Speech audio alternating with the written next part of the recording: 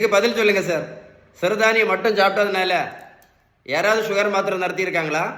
இல்லை யாராவது இன்சுலின் நடத்தியிருக்காங்களா? இல்லை யாராவது பிபி மாத்திரை நடத்தியிருக்காங்களா? இல்லை யாராவது ஃபேட்டி லிவர் மாத்திரை நடத்தியிருக்காங்களா?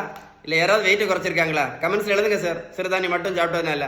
இன்னொரு பெரிய மூட நம்பிக்கை, நடைபயிற்சி மட்டும் பண்ணால் போதும், சுகர் மாத்திரையை நடத்திடலாம், பிபி மாத்திரையை நடத்திடலாம் அப்படின்னு. அப்படி யாராவது நடத்தியிருக்காங்களா?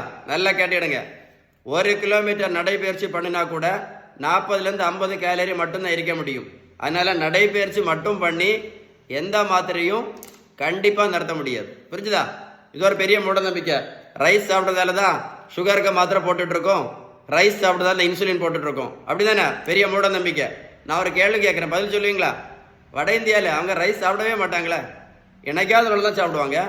வட இந்தியாவில் எத்தனை பேர் சுகருக்கு மாத்திரை போட்டுட்டு இருக்காங்க, எத்தனை பேர் இன்சுலின் போட்டுட்டு இருக்காங்க தெரியுமா? கமெண்ட்ஸில் எழுதுங்க, கமெண்ட்ஸ் எழுதுங்க சார்.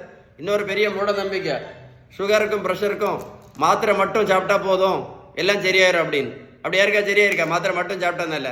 கொய்யா இலை, இது என்னது, கிரீன் டீ, வெந்தயம், ஆவாரம்பூ, கருவேப்பிலை, கரிஞ்சீரகம், நெல்லிக்காய் ஜூஸ், நாவல் பழம், இதெல்லாம் நல்லது தான். நான் என்ன கேட்குறேன் அப்படின்னா, இதெல்லாம் சாப்பிட்டதுனால யாராவது சுகர் மாத்திரை நடத்தியிருக்காங்களா? இல்லை யாராவது பிபி மாத்திரை நடத்தியிருக்காங்களா? இல்லை யாராவது கொலஸ்ட்ரால் மாத்திரை நடத்தியிருக்காங்களா? இல்லை யாராவது இன்சுலின் நடத்தியிருக்காங்களா?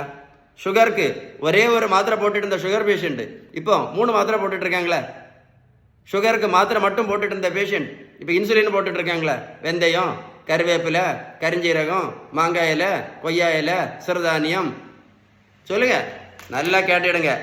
மருத்துவத்தில் உள்ள ஸ்டாண்டர்ட் புத்தகம் ஹாரிசன். இந்த புத்தகம் என்ன சொல்லு தெரியுமா? இந்த புத்தகம் என்ன சொல்லு தெரியுமா?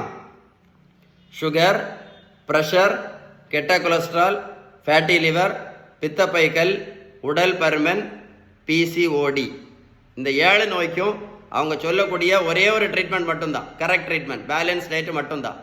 அப்புறம் உடல் உழைப்பு, நல்ல தூக்கம், கடைசி தான் என்னது, மாத்திரையும் இன்சுலினும். ஏன் அப்படின்னா, பேலன்ஸ் டயட் ஃபாலோ பண்ணால் மட்டும்தான் இந்த இன்சுலின் ரெசிஸ்டன்ஸ் என்னாகும், முழுமையாக சரியாகும். முழுமையாக சரியாகணும் அப்படின்னா என்ன பண்ணணும்? பேலன்ஸ் டயட்டு மட்டும்தான். புரிஞ்சிருக்கோன்னு நினைக்கிறேன். உங்களுக்கு பேலன்ஸ்டு டயட்டை பற்றி ஏதாவது டீட்டெயில்ஸ் வேணும்னா இந்த நம்பரில் கால் பண்ணி பேசுங்க.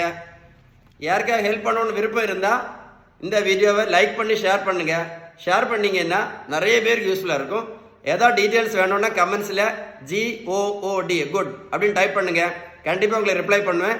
கண்டிப்பாக லைக் பண்ணி ஷேர் பண்ணுங்கள். ஓகே.